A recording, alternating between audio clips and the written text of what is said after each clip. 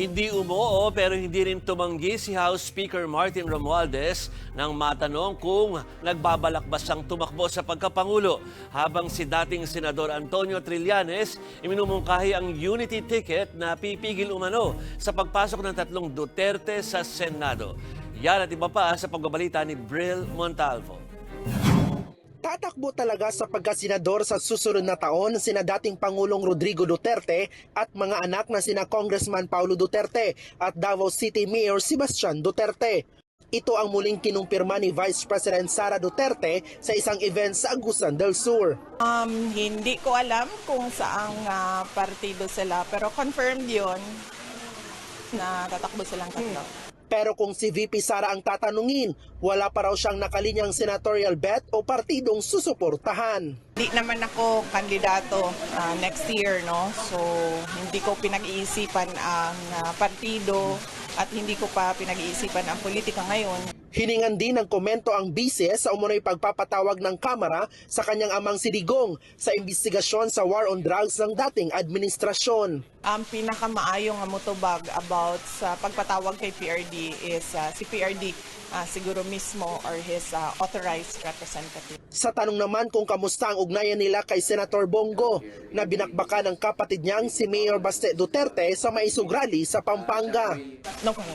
Matipid din siyang sumagot kung dahil ba sa politika kaya siya nag-resign bilang DepEd Secretary, kung badyatin ba sa kanya si First Lady Liza Marcos.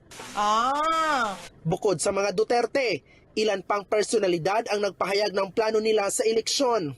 Gaya ng kaalyado ng administrasyon na si House Speaker Martin Romualdez na madalas makita sa iba't ibang lugar ngayon.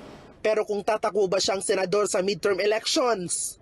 Siguro mananatili muna ako sa first district ng Leyte and I'll just do my work kasi marami pang kailangan tatapos ko dyan sa first district ng Leyte. Sa tanong naman kung kakandidato siya sa 2028 presidential elections.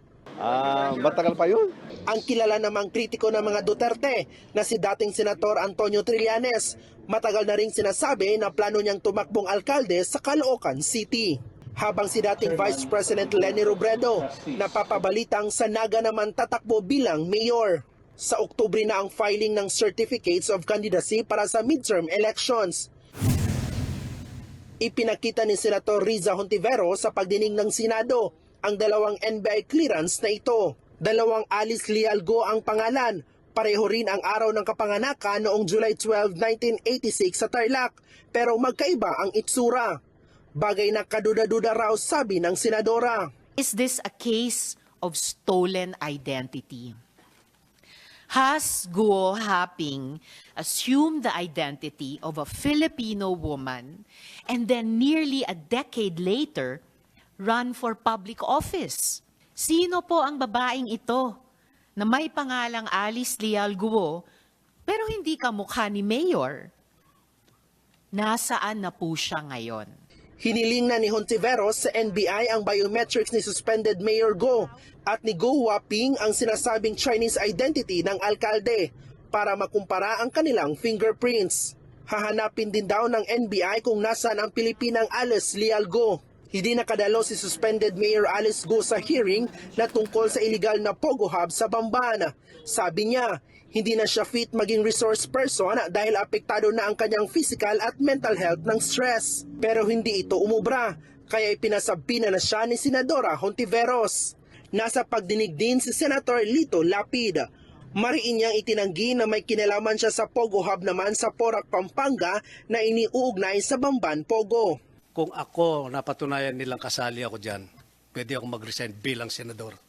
Dahil hindi ko po papayagan na masisira ang pangalan ko rito. Para sa 1PH, Bril Montalvo, News 5.